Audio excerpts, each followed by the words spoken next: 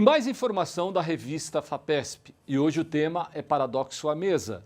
Pesquisadores buscam caminhos para combater a insegurança alimentar no Brasil, um dos principais produtores agropecuários do mundo.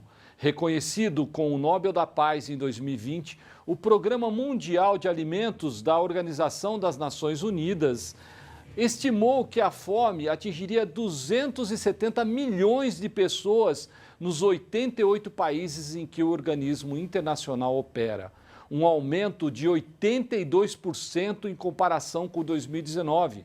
No Brasil, um dos maiores produtores de alimentos do mundo, em 2017 e 2018, 4 em cada 10 famílias não tiveram acesso diário, regular e permanente à quantidade suficiente de comida.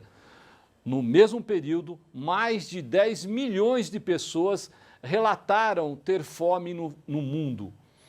Maior número dos últimos 15 anos, conforme a pesquisas de orçamentos familiares divulgada pelo Instituto Brasileiro de Geografia e Estatística.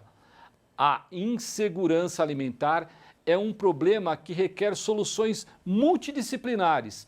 Para reduzi-la, os caminhos apontados por pesquisadores ouvidos por Pesquisa FAPESP envolvem políticas de distribuição de renda e investimentos em educação, assim como investimentos na agricultura familiar, que permite ampliar a disponibilidade de alimentos para o consumo doméstico e diminuir a fome no campo, onde a situação é mais grave.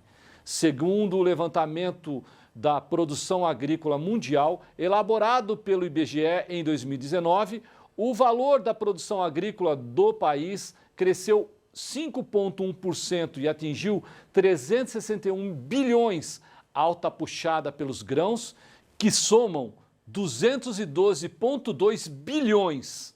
Apesar de ser um dos maiores produtores de alimentos no mundo, cerca de 40% da área plantada é utilizada para cultivo de soja e gado, gerando commodities que reduzem a insegurança alimentar no país, observa a sanitarista Denise Oliveira, pesquisadora da Fundação Oswaldo Cruz, em Brasília, e coordenadora do Observatório Brasileiro de Hábitos Alimentares. A condição de segurança alimentar envolve o acesso regular e permanente a alimentos de qualidade e em quantidade suficiente. No Brasil, a insegurança alimentar diz respeito principalmente às condições de miséria da população. O número de pessoas na extrema pobreza, ou seja, de famílias que vivem com menos de R$ 145 mensais, é muito próximo daquele que abarca a população em situação de insegurança alimentar grave, avalia o economista Francisco Menezes, coordenador de projetos do Instituto Brasileiro de Análises Sociais e Econômicas. Leia mais sobre o tema na revista Pesquisa FAPESP, onde se tem a autoria e muito mais informação. Meu nome é Kleber Chicrala e a gente vai se ver no próximo programa. Até lá! I am delighted by the decision of the Nobel Committee to award this year's Nobel Peace Prize to the United Nations World Food Programme. I warmly congratulate David Beasley, WFP Executive Director, and the entire staff of the World Food Programme on this recognition. The World Food Programme is the world's first responder on the front lines of food insecurity.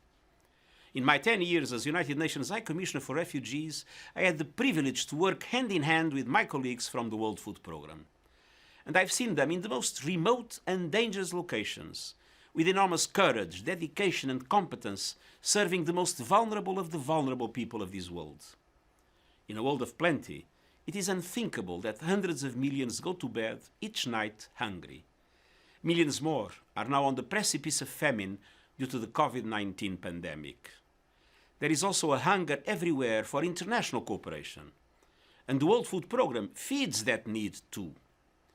WFP operates above the realm of politics, with humanitarian need driving its operations. The organization itself survives on voluntary contributions from UN member states and the public at large. Such solidarity is precisely needed now, to address not only the pandemic, but other global tests of our time. We know that existential threats such as climate change will make the hunger crisis even worse. We know that achieving zero hunger is an imperative for peace.